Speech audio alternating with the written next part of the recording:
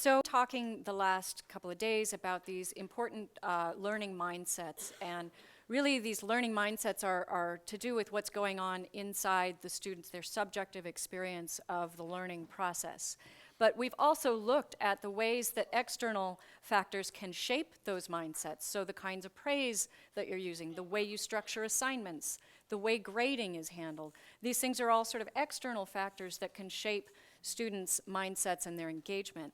And what I wanted to give some opportunity and space for now is to consider this issue of the growing gap between the rich and the poor that we've heard so much about in the last few years. There's been so much conversation about how there is this disappearing of the middle class, the pooling of wealth in the top, and the growing poverty in the bottom.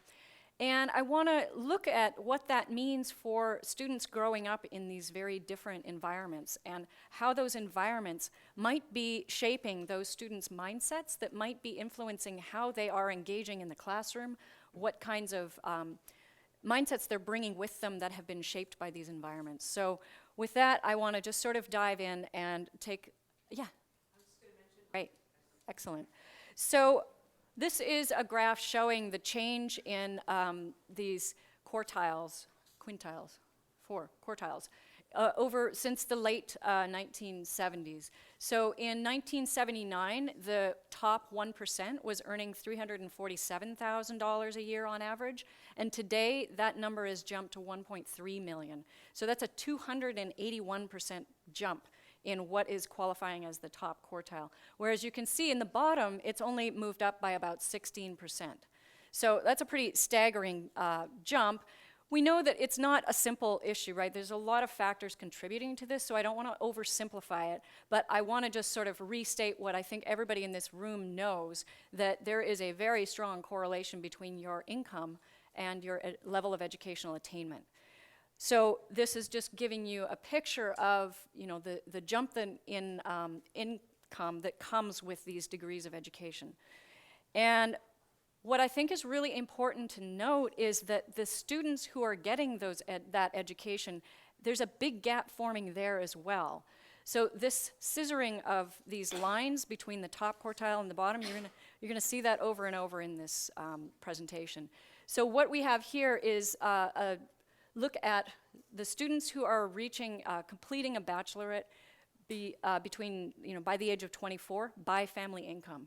So you can see in the top quartile, we have 82.4% of these students are getting a bachelorette by the age of 24, whereas in the bottom, it's only 8.2.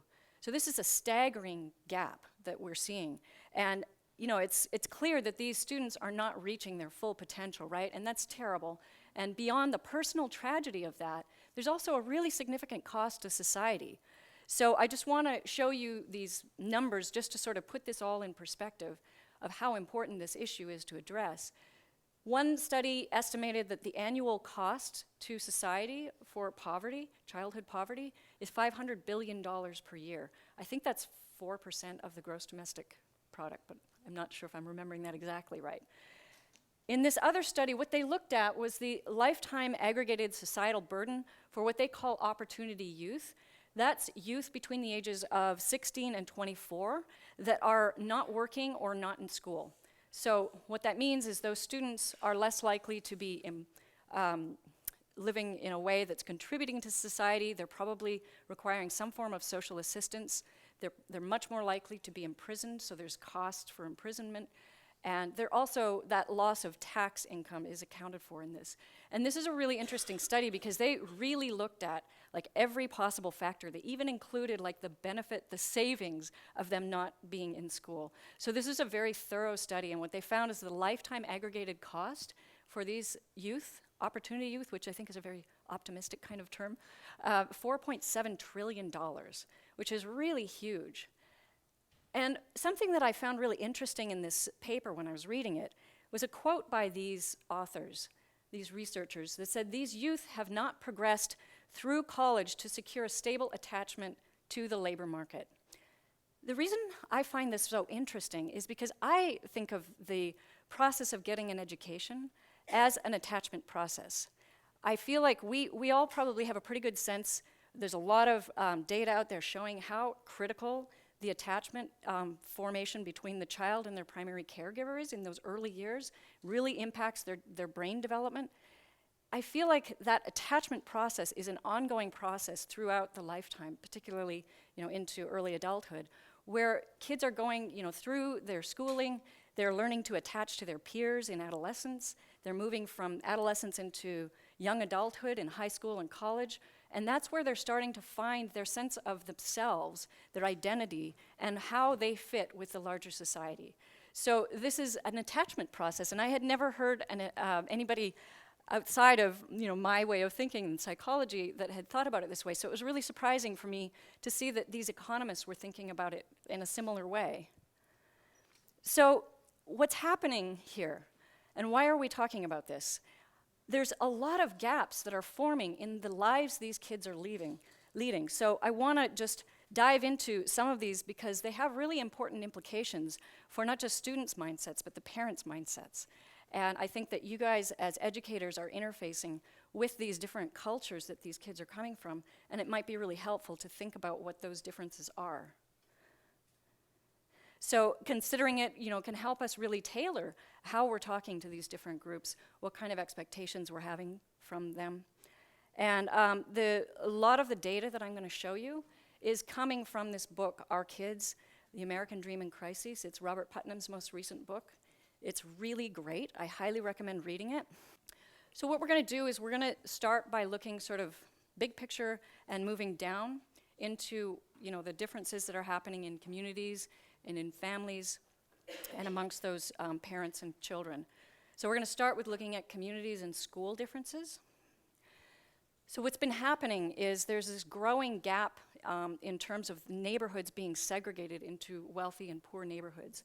So what used to be considered white flight is actually now SES flight, and it crosses through a lot of the racial boundaries that used to be kind of thinking of them as more stable. So compared to the 50s, 60s, and 70s, there are far fewer opportunities for the interactions across these class lines, both kids and parents.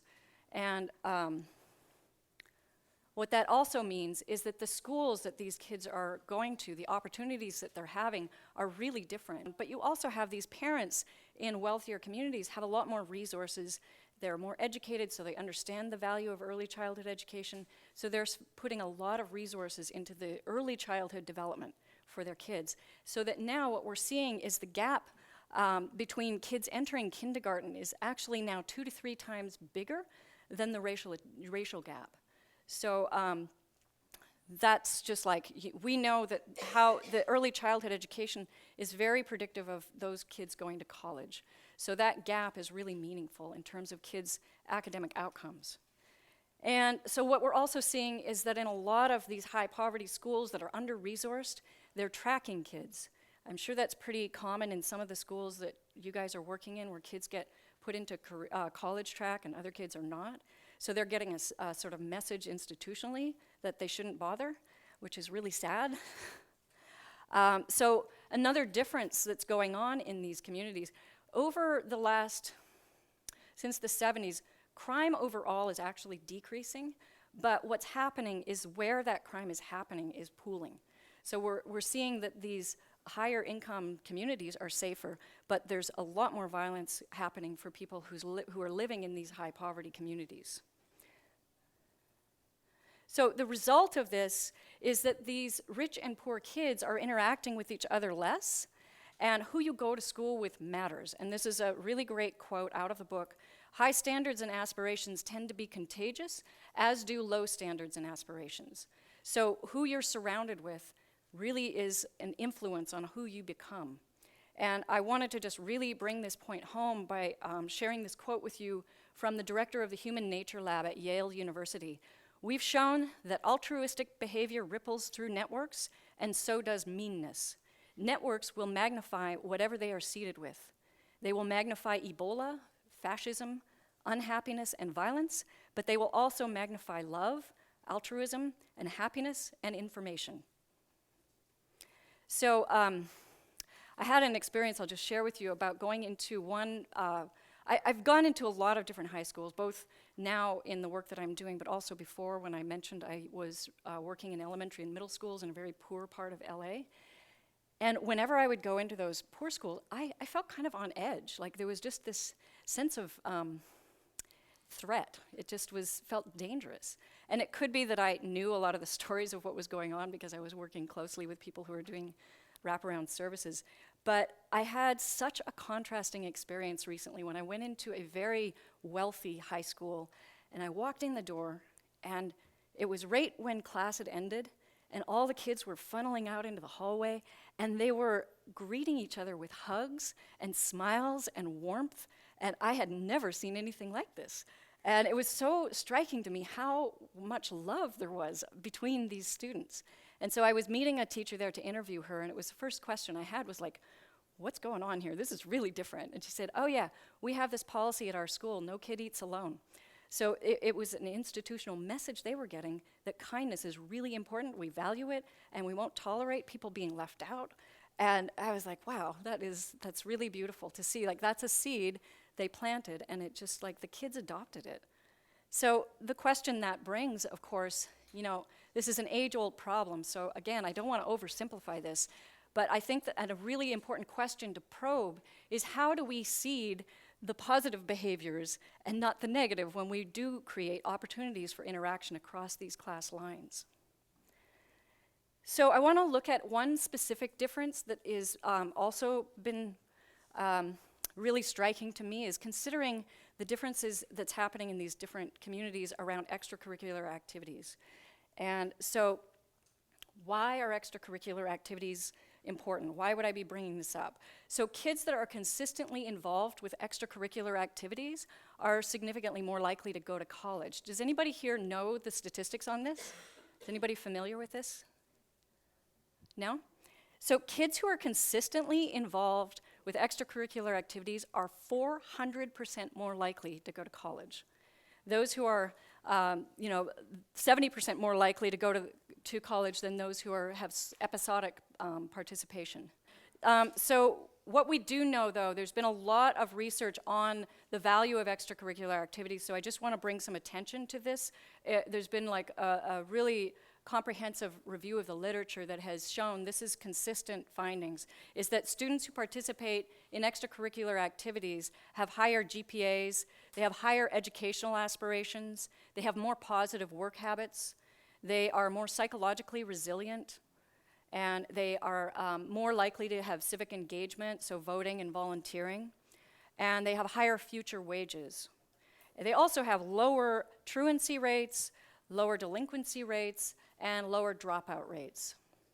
So I can think of all kinds of reasons why extracurricular activities are so conducive to students developing these kinds of psychological resilience and learning mindsets that are likely contributing to why they have these higher and better performance academically. So they're getting a sense of belonging, right? They're part of a team that are, everybody has to work together towards a common end.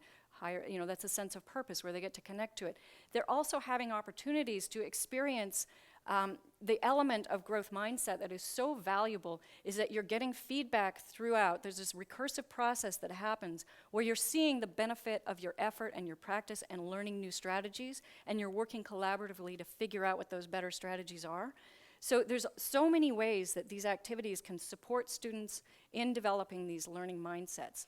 The other thing that I think is really useful to think about with these is that these opportunities to have participation in these activities that are intrinsically a lot more motivating for students because they sit all day, they want to go out and do sports, or they are really creative and they want to participate in theater or music, is that when they have the opportunity to experience those learning mindsets in that environment, particularly growth mindset, when we held, I think I mentioned this, the essay contest, students ubiquitously, almost to all of them, wrote about how they learned to have a growth mindset was through either music or sports. And so they were able to generalize from that to their other subject matter. And so if you're dealing with kids who are coming out of these high poverty areas and we're trying to give them analogies and we're showing them these athletes, they can get it maybe conceptually, but they don't have a grounded experience in their own life for how that is actually true. So I think that I have become really passionate about this idea of bringing these learning mindsets into the extracurricular activities and helping those people who are doing those activities with students to make those links more explicit. So helping them really say, like, this is a growth mindset. You can apply this same principles in your class. So, yeah. Yeah. Well, I think what's a great opportunity about extracurricular activities to facilitate these mindsets, because expeditionary learning is awesome. They're like my favorite. I mean, there's others models like them, but I'm really into expeditionary learning. But it is a whole school reform, right? And it's a very different kind of whole context. Whereas extracurricular activities, even though there's much fewer opportunities in these high poverty schools, it is something that can be brought in and can be fostered. So yes, we're going to dive more into this. Another last piece is their lower risky behavior associated with being involved in these. So this is the gap that we've seen forming, and it is declining in these higher poverty schools. And I don't, again, want to oversimplify the reasons why. I think there are a lot of factors going on that need to be probed more deeply, but I just want to point out that there is this gap forming. And so what this means is, these schools have 50% fewer opportunities for students. Part of the reason for that is these schools are getting less funding. So even though it may not be, if you've got 100 students signing up for 10 spots, if the school had a lot more funding, they could probably afford to have more coaches or more instructors come in to facilitate those greater opportunities. And this pay-to-play issue is a new norm, is really holding back these families that are coming out of poverty situations where they can't afford to pay, so they're not going to be able to have their kids participate. Another factor that is also contributing to this issue is that a lot of times in high poverty schools, participation in these activities comes with the expectation that you have to maintain a certain level of grades. And I don't want to necessarily criticize that, because I think that, we were talking, I'm looking at your table, but you're different people now, so, sorry, but there was, yes, but, that can be motivating for students who really want to do these things, but the problem is that it often means that those students who could most benefit, who could become more engaged in learning through those experiences, are actually denied the opportunity to have that. So that's really, I think, just a really interesting one to start thinking about. I don't know that we'll have time to do brainstorming, but I'm sure that you guys can come up with lots of creative ideas about how to think about applying these. So I want to look next at some of the differences going on in the homes in these different communities. So in homes where the parents have a high school or less amount of education, what we see is that over 65% of these homes are run by a single parent, and more often than not, they're run by the mother, and the father has very little involvement or no involvement. Obviously, lower income, higher employment instability, and because of that, there often is also a lot less stable home environment, because there's frequently needing to move to adjust to having more or less money depending on the income. And there's also a lot more tendency for relationship, parent, mother, father, relationship instability, where they're going in and out of different relationships. Families are coming together and going apart. One of the things that I love about this book that Robert Putnam wrote is it's based on 2 years of qualitative research, where they went around the country and they really dove deep into interviews with these families, these kids and parents in these different environments, to really get a sense of what their experience was, what their stories were. And so there's a lot of quantitative data in the book, but it's paired with stories about these kids' experience, these parents' experience. So this is coming from data, but it's also backed by a lot of this qualitative research. So there's a lot higher parental stress in these environments as well, and a lot of trauma because of, it's just stressful to be in that kind of environment, but there's also this, you've got all these people living together in a community who are not experiencing a lot of their basic needs being met. Naturally, you have that higher amount of violence going on in the communities, so they're just generally exposed to a lot more trauma. So in homes where the parent, one or more, has a bachelor's degree or more, fewer than 10% of these homes are single-parent homes. In 70% of these homes, approximately, they have 2 incomes supporting the home, so obviously just a lot more financial resources there. And significantly more, I mentioned this already, investment in early childhood education. And they're generally more stable homes and lower parental stress. So I thought that these next 2 pieces of data I want to show you were really interesting. So they looked at parents' goals, so their parenting goals, and what they found is that with less than a high school degree to higher income, what they were looking at was their goal of obedience over goals of self-reliance. So did the parents really value having their kids just be obedient, or did they really care about their kids becoming self-reliant? And you can see that as the education level goes up, their interest in and their goal of supporting their kids in becoming more self-reliant goes up. So I think that this has really interesting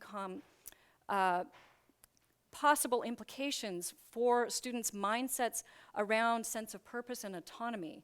So perhaps the connecting to self-transcendent goals will come easier for those students coming out of these higher SES homes where they're supported already and feeling autonomous. And I wanted to, where are you? I'm trying to remember. Oh, there she is. So students' expectations of what a well-run class looks like. So Joanna, you were talking earlier, you came up and were talking to us about this issue of what discipline in the class looked like, and when you changed from a high SES school to a low SES school, that your students' expectations of what a well-run classroom looked like was really different, and you said you found it really surprising. Could you just share a little bit about that experience? Yeah, I could say a lot about that issue because that is actually mirroring the experience that I had growing up, was that the parents, for various reasons, my parents were just not that available and were overwhelmed, and my siblings ended up becoming the parent figures that I really was kind of subjected to their idea of what parenting was. You know, and a 12-year-old doesn't have the best idea of what parenting is. They haven't been trained on that, haven't had a lot of modeling. Plus, there's also, at least in my case, a lot of resentment. These kids who are being put into parental roles and denied the opportunity to just be kids. So it just, you know, it was a little bit like Lord of the Flies in my house for that reason. So I want to just sort of pull back to think about, like, what are the implications of these? Let's just look at this again, this huge difference between discouraging to encouraging statements. And, you know, I think that it's really interesting to think about this issue of self-advocating and kids being self-reliant. So you've got a kid from a higher SES community, not only do they have maybe a helicopter parent who's advocating for them, but they're also developing the sense of entitlement, of comfort with saying, this is what I need, this is what I want.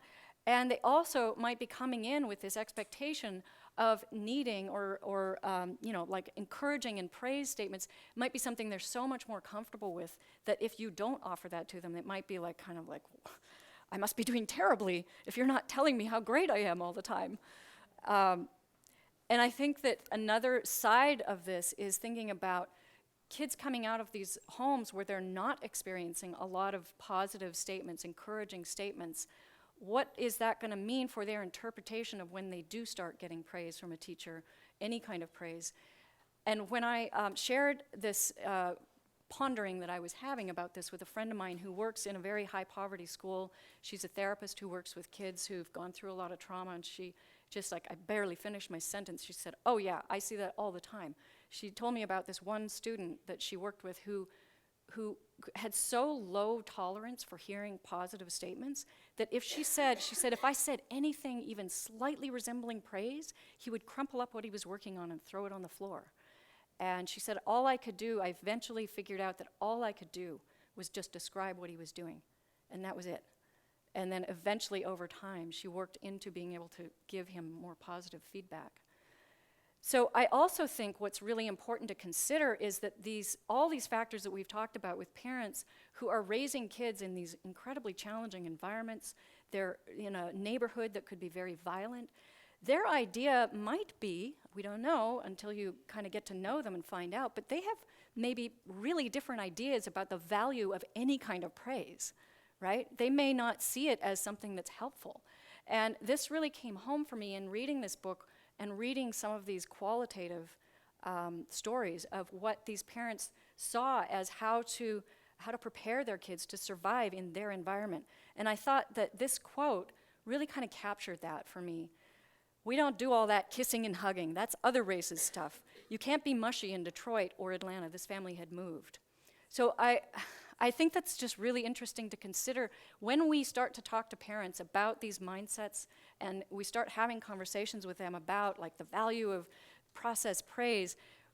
We might want to just pull back a little bit and be kind of tuning into what their ideas are around this before we just jump into telling them how they should be talking to their kids. Did you have your hand up? No? Okay. So I think the last piece that I want to just touch in on is this idea of social trust. Like, I think it's kind of a given. We don't really, you don't really need to think this one through too much. If you're growing up in an environment where there's all this kind of violence going on, there's a lot of instability, it's a lot harder to feel trusting of your neighbors, right? So, this is just to show you that by income, people have higher levels of trust. And this study looked at just sort of like what are the conditions that facilitate social trust. So obviously when your neighborhood feels safe, it's easier to feel trusting of your neighbors. A couple other things I just want to highlight is if you're feeling financially secure, that is correlated with feeling more trustful of other people because you're feeling secure in your own environment. And when you have stronger social networks, there's also a greater chance of feeling social trust. So this last piece is the last one I want to sort of look at is this idea of social networks. So higher SES families have broader social networks. And again, it has a lot to do with just having time, right, and resources, and you're able to have that opportunity to start building those relationships. Social networks are really important for students for this idea of informal mentoring opportunities. So informal mentoring opportunities means your family knows, maybe you know a lot of people in different professions and your kid is thinking about a particular career path, say they're wanting to become an engineer, and you can say, oh, so-and-so's an engineer, why don't you go talk to them about that career and what that looks like and what you have to do to become an engineer. So what it does is it exposes these kids to better academic outcomes because they are exposed to mentees of different career options, but those different kinds of mentoring opportunities give them this transmission of cultural knowledge about how to proceed through those pathways. What does it take? Maybe there's some things you can be doing in high school to be preparing for a particular career path. Maybe they can support you in getting an internship. Or maybe they can just tell you about which colleges are better for this and what they found out when they were going through. So these are, there's a lot of data showing that mentoring is really important and helpful, but the mentoring, the sort of structured mentoring that kids can get through these organizations like Boys and Girls Club tend to be less stable. They last on average about a year and a half, whereas these informal social networks that are there in the environment for kids in these higher SES groups, those are often relationships that span the life of the child, right? They may know these families throughout their life. So I want to just sort of summarize what we've been talking about, and then we can get into more discussion around this. So basically what the point of bringing this information to this space right now for us to explore is just to expose that there is a gap forming, that there are really different contexts that these kids are growing up in, and that it's growing, it's increasing in their difference.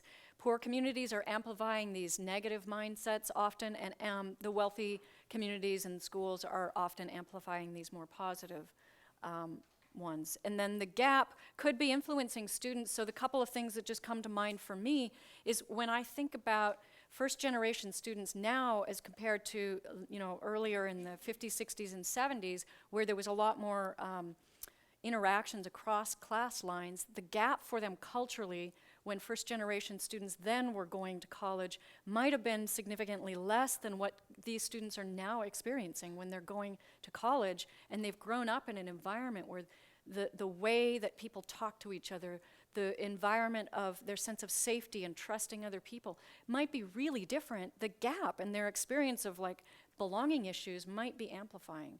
We don't know this. I'm not making any kind of research or claim. I'm just saying it's something to think about, something to consider. So the autonomy and purpose might be really different given these different kinds of environments as well. And I think that how students are receiving the kind of feedback that you as a teacher are giving them might also be landing differently based on these kids' backgrounds. And some suggestions that I just wanted to sort of put out there. First of all, we have been having conversations with the Department of Education, people in the White House, and they wanted they wanted us to suggest how they could encourage schools to use Title I funding to implement mindset programs in the schools. So I want to just put that out there to any of you working in Title I schools to consider incorporating that. Use those funds for PD. Use them for developing programs that are going to help students and parents develop these mindsets. Let us know what you discover, and let us know what you need from us in terms of the resources we're providing. Think about how, what kinds of things can you do to reach out into your community and build these sort of communities of mindset. Think about how we can support you in that, and let us know. And I think that is the end, so we can maybe look at some questions to think about. Just what kinds of support could we provide these students in these different environments who are on the college pathway and are going to be going there? What kinds of things can we do to help them feel a little less of that gap in their cultural norms? Are there ways to think about how you might shift your communication with these different parents in these different communities to consider these elements? And what kinds of community engagement could support greater mentoring and more extracurricular activities for these lower SES students? And a last one that I want to think about is, for me, when I read about this gap, and I've looked into these various different ways that people are looking at what are the solutions to these problems, it's really complicated. And there's a lot of things that could be supported in changing it that are policy level kind of changes. And they are things about like doing whole school reform. Those are really big changes. And most of them focus on what can we do on the lower SES to bring them up. And I think that's really important. So I don't want to underplay that at all. But what I want to just put a seed in your mind about is thinking about these people who are in this top 1%, who are earning an average of $1.3 million a year. They have a lot of resources. They're highly educated. What can we do to bring their attention to this issue and help them shift some of their resources to supporting the lower SES in coming up? How could we tap into the resources of what they are capable of doing if they see the value of doing it for themselves, for society? How do we help bring some of those resources back down? So that's where I want to just sort of leave you with thinking about how can we bring these kind of cross-pollination, both directions. How can we bring this together?